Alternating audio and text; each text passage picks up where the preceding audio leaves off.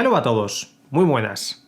Ayer me vi el juego del calamar. Me lo vi ayer en una tarde de una sentada, todo enterito, de principio a fin. Y quiero hacer un vídeo para comentarlo porque me ha parecido una serie muy buena. Sí, se ha hablado ya muchísimo del juego del calamar, es una serie muy buena, bla bla bla bla bla, tal y cual, pero yo quiero ofrecer también mi comentario, puesto que ya que me la he visto, ya que he gastado toda mi tarde ayer bien gastada para verla, pues me gustaría hacer un comentario diciendo lo que me parece la serie porque me parece muy buena. Es en algunos aspectos original, en otros no tanto, no es algo totalmente innovador que no hayamos visto ya, pero está muy bien hecha. Lo importante es que está bien hecha y ata todas las premisas que plantea la propia serie, ata bien todos los posibles cabos sueltos, que no deja, me parece que ninguno, salvo que deja algunos puntos suspensivos al final. Y en fin, me gustaría comentar todo eso y aviso ya, atención, que voy a hacer spoilers, voy a hablar sobre la serie, sobre las cosas que ocurren, así que estáis totalmente avisados, ¿vale? Quien no la haya visto, pues ya sabéis a lo que os enfrentáis. Voy a contar cosas sobre la serie, destripándola un poquito y eso, allá vamos. Mientras veía la serie me pareció casi de inmediato que se podían trazar líneas entre esa serie y El Hoyo, unas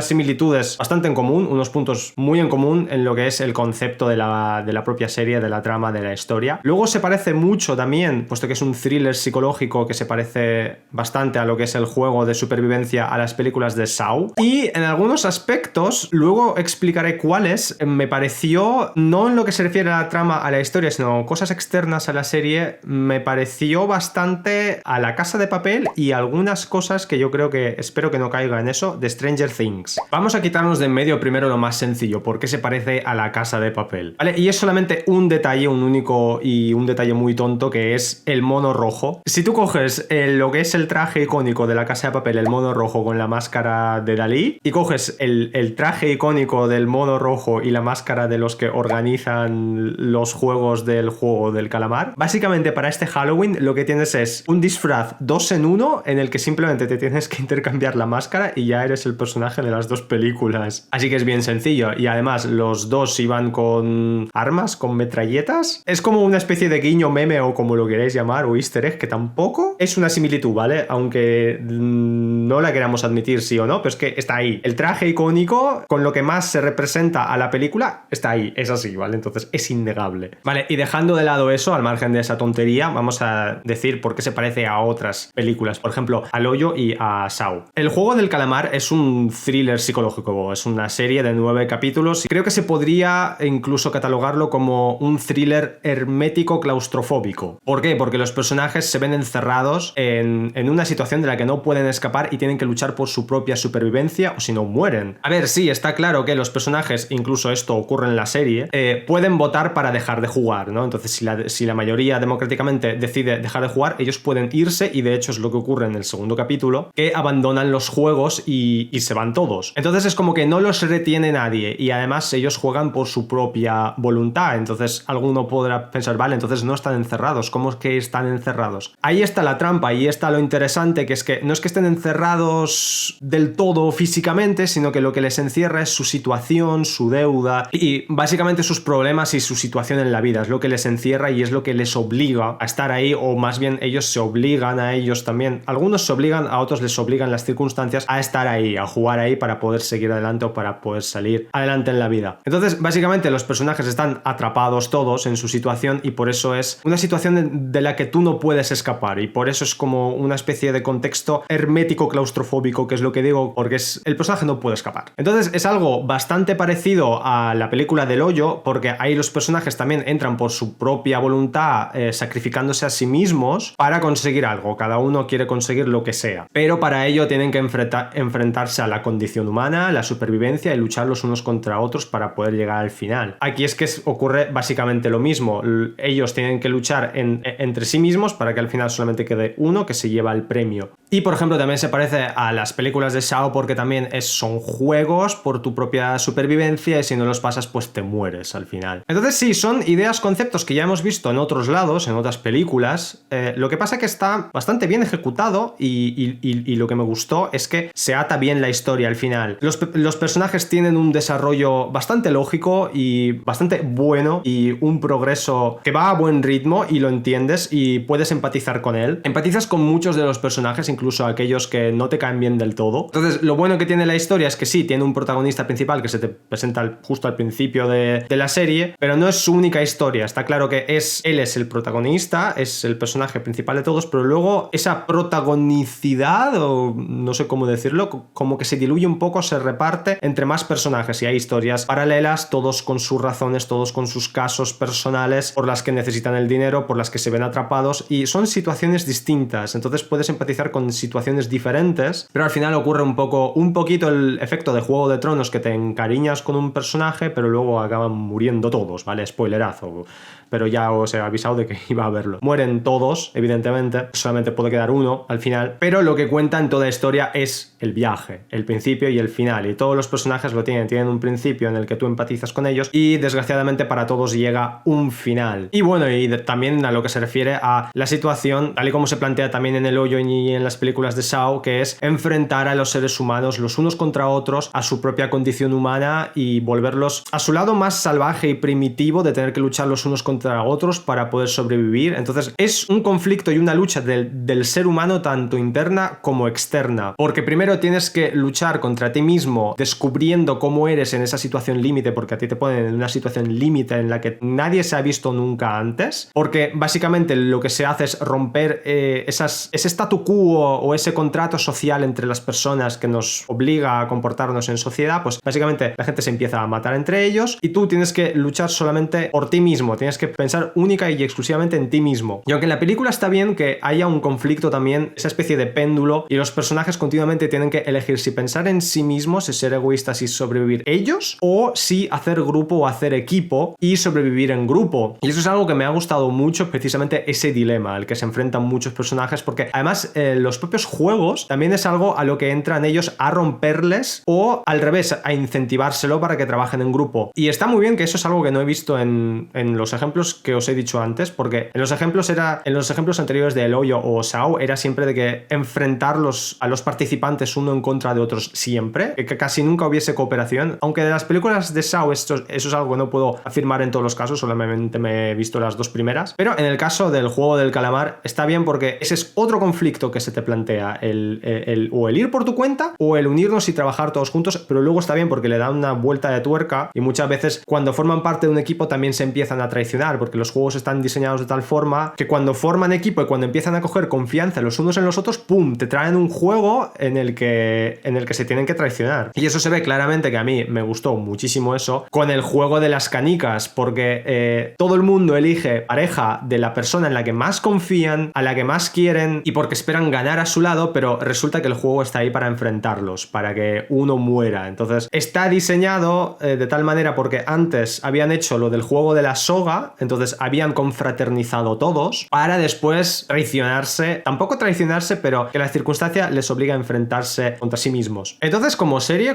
conceptualmente y el argumento, narrativamente, el ritmo, por su guión, por su estructura, a mí me ha gustado mucho, me parece una serie bastante completa en todos esos sentidos. El único problema potencial que yo le puedo ver es que, como me ha dicho una amiga mía, es que es una producción de Netflix, y Netflix ya sabemos con qué idea de continuidad hace cualquier serie, porque Netflix coge una idea y no le vale con coger solamente una vez esa idea. Ellos siempre intentan prolongarla y exprimirla y sacarle todo el jugo posible a lo largo del mayor tiempo posible. Entonces, ¿qué pasa con el Juego del Calamar? Que esta primera temporada, si hay más, como que se ata todo, pero se dejan unos cuantos puntos suspensivos al final para poder hacer una continuación. Y entonces aquí es donde yo veo un potencial problema, y es que hagan una continuación de la serie, que no es que tenga yo ningún problema que hagan una continuación con la serie, pero a ver cómo la hacen. Y aquí es donde yo creo que puede caer en una especie de efecto de como ha caído La Casa de Papel o incluso Stranger Things. Y es que yo espero que si hacen una segunda parte del Juego del Calamar, que evidentemente se mantengan los personajes y el contexto, pero que no esté centrado en la premisa de los juegos infantiles. O sea, es como que los juegos infantiles ha sido, digamos, el sabor de la primera temporada. Y entonces imagínate que la primera temporada sabe a dulce, pero ¿por qué no hacer después una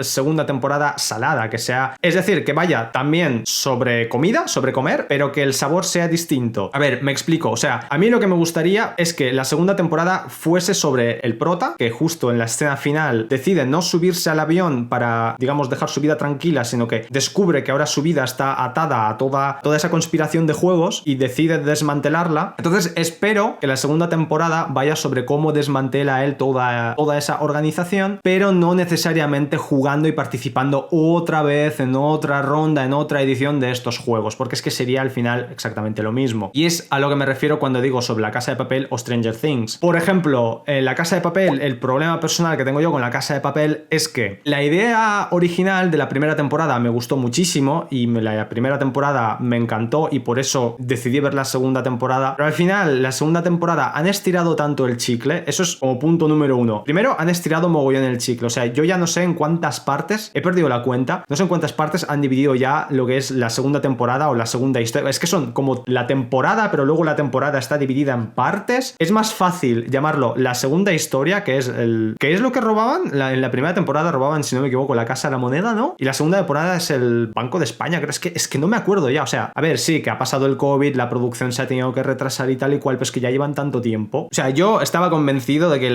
esta temporada que acaban de sacar, no, la anterior la iban a acabar. Pero es que resulta que ahora han sacado esta temporada, esta parte, no temporada, sino parte, y luego queda otra más. ¿Cuánto más queréis estirar esa historia, por Dios? Bueno, pero esto es un vídeo sobre el juego del calamar, pero para que entendáis mi conflicto interno con esa serie. Ese es como punto número uno, y punto número dos es que la segunda historia es, pero exactamente igual que la primera, es la misma premisa, no cambia nada, solo que es más grande. Han aumentado la magnitud de todo, simplemente. O sea, sigue siendo un robo. A ver, sí, hacer una serie sobre unos ladrones que no roban no tendría ningún sentido, lo entiendo. Es decir, en La Casa de Papel como que tienen que robar algo, pero es que la estructura es exactamente la misma, ocurre lo mismo, solo que hacen bastantes más giros argumentales, ya han hecho tantos que es como decir, otro giro argumental, ok.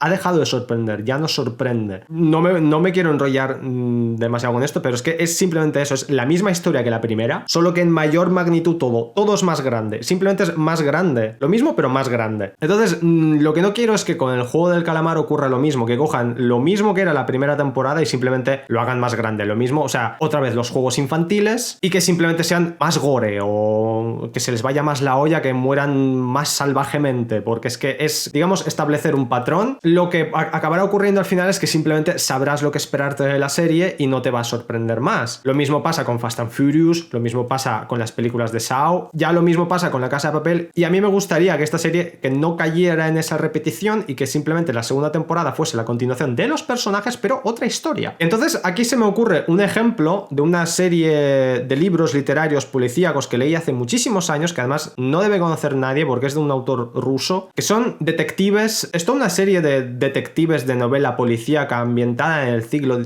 el siglo XIX, va sobre un personaje llamado Fandorin, y entonces es su vida a lo largo de los años, contada en muchos libros, que no es que sea un libro año 1, 2 y 3, sino que hay saltos de bastantes años, entonces son varias historias de su vida, y es siempre dentro de lo que digo, el género policíaco detectivesco, pero lo que está bien de esa serie de libros es que cada historia es distinta, sigue siendo dentro de ese género, como digo, pero, por ejemplo, el primer libro, si no me equivoco, iba sobre cómo él se enfrenta a lo que es una conspiración a nivel mundial, con una organización tipo los Illuminati. Pero después, en el segundo, ya no va sobre la organización de los Illuminati, que después vuelve a aparecer, pero ya no va de eso, sino que el tío, de repente, su vida le lleva a que está en medio de una guerra. Participa en la guerra, lucha en la guerra y tiene que descubrir a un espía. Entonces ya la novela va de otra cosa, del género del espionaje, y es más misterio y tienes que descubrir a quién es el traidor o quién es el que se oculta y es el que pasa información. Pero después, en el tercer libro, el contexto cambia, sigue siendo el mismo personaje con sus mismas habilidades, pero el contexto es totalmente diferente. Y por ejemplo, el tercer libro es un poco como el asesinato del Orient Express, porque la historia va de que el tío está en un barco viajando a Japón, o sea, es un viaje muy largo, y es, tal y como lo describe el propio autor, es un detective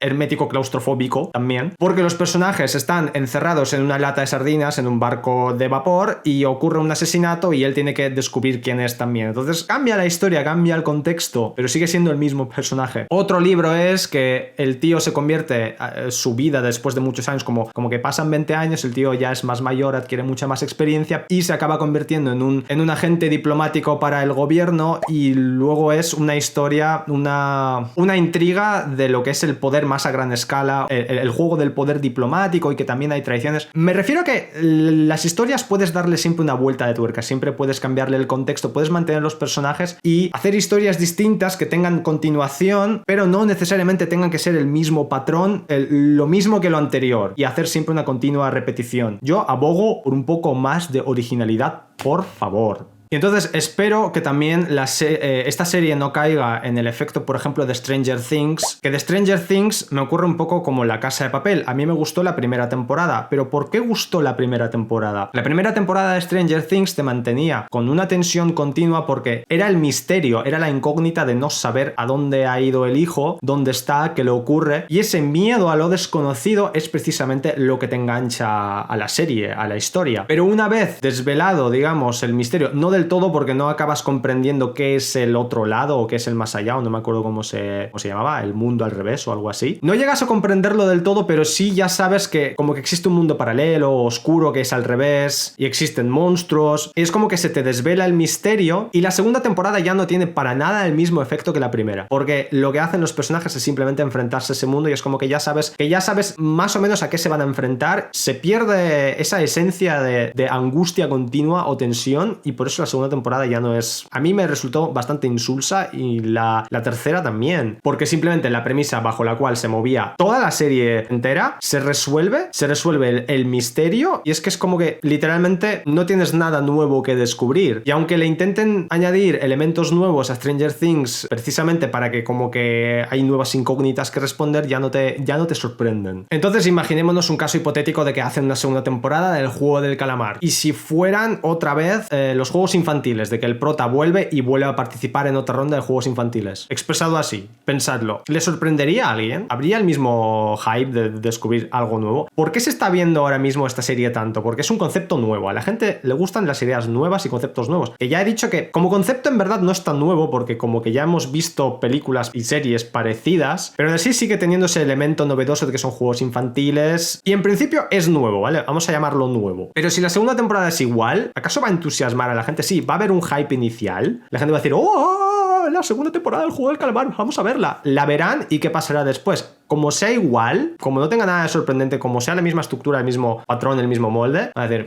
es que esto es lo mismo. Ya hemos visto esto, ya conocemos esta historia, ¿qué más? Y yo veo que hay muchas producciones también que apuestan dinero, se gastan dinero, las producen, las hacen, las filman, y que luego, digamos que caen un poco en saco roto, y esto ocurre continuamente y a diario. Historias que caen en vacío precisamente porque a alguien se le ocurre una idea y al final no sabe muy bien qué hacer con ella. Algo así parecido ocurre también en esta primera temporada del Juego del Calamar, pero que luego tiene su justificación y su explicación, que es la historia del chico policía, que yo sinceramente, a mí lo que me defraudó es que acabase tan inconsecuentemente, porque si tú le dedicas tantos capítulos y tanto tiempo a ese personaje, a desarrollarlo, yo me preocupaba por el poli, o sea, yo quería que triunfase, yo quería que lo desmantelara, y yo quería que tuviese un final más satisfactorio, aunque lo mates, pero que por lo menos consiga hacer algo, que sus acciones tengan alguna consecuencia, pero aparentemente no las tienen. Lo que ocurre es que como que envía los datos, los mensajes a la policía. A mí la verdad que no me quedó claro si lo envió todo o parte, pero por lo que deja entender la serie es que como que no lo consigue enviar todo, y básicamente toda su misión ha sido para nada. Y es lo que me da pena por él, y porque se haya invertido tanto tiempo y tanta empatización en el personaje para que luego al final no valga para nada. Al final sí que hay una justificación, y es lo más triste, que me parece que al final solamente haya servido para eso, que es la historia del policía solamente tiene sentido para justificar y para darle sentido a la revelación del personaje de la máscara cuadrada esta, del organizador de los juegos. Cuando revela su rostro y vemos quién es, solamente entendemos y tiene importancia de quién es solamente porque por la historia del policía, porque sabemos que es su hermano. Porque si fuera cualquier otra persona no tendría sentido ni la historia del policía ni quién es él. Es decir, hasta casi el final de la serie, el líder como que no importa quién sea, incluso es que no importa quién es, ¿vale? Y solamente cobra importancia y relevancia precisamente por la historia del policía, pero lo que hubiese molado es, yo espero que sobreviva, porque ya que el abuelito, el verdadero cerebro de todos los juegos, muere off-screen, y esto es una lección para cualquier tipo de película, si una muerte no se ve expresamente que se ejecuta, es decir, como la muerte de Tony Stark, de Ned Stark, Tony Stark es otro, de Ned Stark en la primera temporada de Juego de Tronos, o sea, a no ser que tú veas que un personaje muere literalmente delante de tus propios ojos, o sea, on-screen, un personaje que muere off-screen nunca cuenta como muerte. Y el abuelito muere completamente off-screen, o sea, no ves cómo lo matan. Puedes pensar, vale, no van a enseñar, o sea, es de hecho lo que pensé yo, que no van a enseñar esa muerte porque es una persona mayor y no quieren, como digamos que, mostrar violencia contra gente anciana. Y es totalmente comprensible, ¿vale? O sea, tiene todo el sentido. Y es lo que está bien. Eso es los giros inesperados de guión, es algo que también me ha gustado mucho de esta serie. Y tiene muchos porque hay algunos que son como que parecen que van a ser súper típicos y dices, es que esto es un giro que lo estoy viendo venir a miles de kilómetros de distancia y seguro que va a ser así. Como por ejemplo, el primer giro que me sorprendió bastante era que cuando el abuelito, o sea, cuando votan de si dejar o no los juegos, y yo ya pensaba, pero incluso antes de que como que el prota piensa, es que este abuelo no tiene nada que perder, tiene un tumor, yo ya estaba pensando eso de antes. Dije, pues que el abuelo va a votar que sí seguir porque es que no tiene nada que perder. O sea, él está ahí, que le da igual todo, se está a punto de morir por viejo y porque tiene un tumor en la cabeza. Y yo estaba diciendo, yo estaba seguro de que iba a votar que sí, que van a seguir. Y va y vota que no. Y eso está bien porque yo pensaba que toda la serie iba a transcurrir en lo que son las instalaciones de los juegos, pero eso les da pie al segundo capítulo, que está muy bien, que es cuando salen de las instalaciones y descubres todo el contexto, todo el trasfondo y todo el mundo de cada uno de los personajes, en qué situación vive y por qué han llegado hasta ahí. Entonces los ves fuera del contexto de los juegos y los ves en su salsa, en su mundo, en lo que es su vida, y eso te ayuda a empatizar con ellos, eso te ayuda a entenderlos y digamos como que adquirirlos como personajes para ti mismo en los que tú puedas invertir emocionalmente. Entonces el segundo capítulo está muy bien y creo que es muy importante que exista dentro de lo que es la estructura de la historia, porque luego, claro, luego vuelven y se retoma la historia de los juegos, pero el segundo capítulo es bastante importante. Bueno, y eso en general, quiero concluir ya porque yo quería hacer un vídeo más corto que este, pero veo que me da mucho que hablar esta serie. Está muy bien, vedla. Bueno, ¿qué cojones verla? Si ya estáis aquí es porque la habéis visto, porque ya he dicho que iba a haber spoilers, así que simplemente ofrezco mi análisis de cómo la veo yo. A mí me ha gustado mucho. Es original, bastante original, pero no tanto, o sea, es como que está bien, ¿vale? O sea, está muy bien la serie. En líneas generales son más las cosas positivas de las pocas negativas que le haya podido ver yo. Está bien, simplemente, espero que no caiga en algunas repeticiones y en algunos problemas potenciales en los que es fácil que caiga, por ser Netflix y por querer sacarle más pasta. Espero que no caiga en el mismo saco que tengo. Esperaba nunca en mi vida tener un saco así de películas o series o historias que ha surgido así por sí solo, que esperaba que no existiera esa categoría dentro de mi cabeza, que son series que solamente me ha gustado la primera temporada y que luego simplemente se quiere repetir el éxito y se vuelven repetitivas.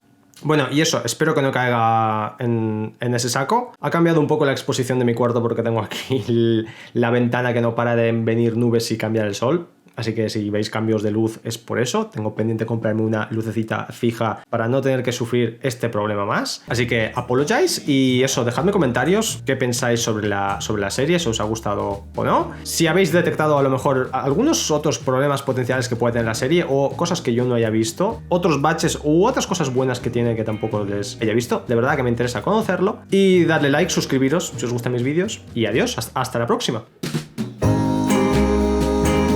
She's my Tommy-Dee-Dee-Doo, Tommy-Dee-Dee-Dee, Tommy-Dee-Dee-Dee. She's my Tommy-Dee-Dee-Doo.